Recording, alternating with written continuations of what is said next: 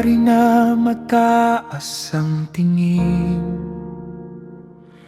sa sariling kapangyarihan.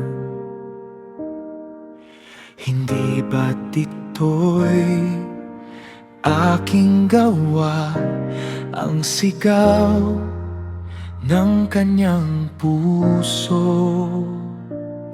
Sa gitna ng ginto at palasyo, nakalimutan ng may likha. Ang lakas ay nakala niyang kanya, hanggang dumating ang liwanag mo. Isang tinig mula sa langit, bumagsak ang kanyang dangal. Ang trono ay hindi matibay kapag Diyos ang umatol. Nawala ang kaniyang karunungan, naging gaya ng isang tao sa ilang, hanggang sa matutunan niya na ikaw lamang ang hari.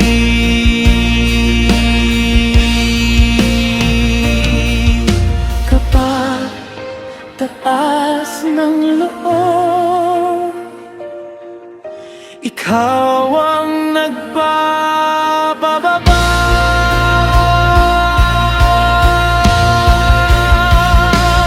Ang kaharian ay sa Diyos, hindi sa kamay ng tao. Ikaw ang nagtataas at nagpapababa ayon sa iyong plano. Ang kaharian ay sa Diyos, ikaw ang hari magpakailanman. Sa kababaang loob natutunan ang tunay na karunungan.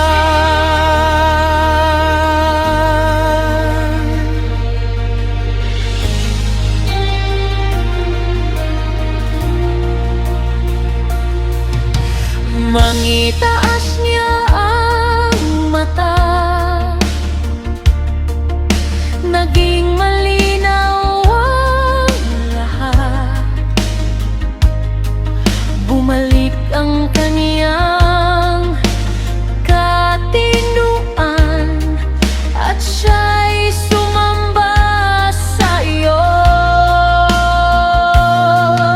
Ngayon ko na nalalaman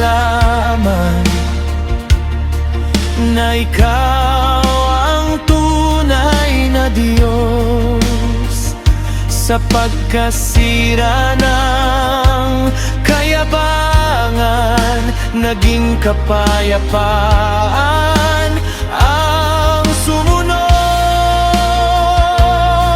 Sa iyong kamay ang lahat ng trono.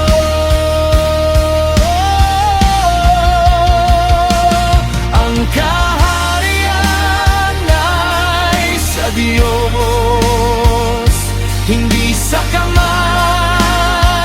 ng tao.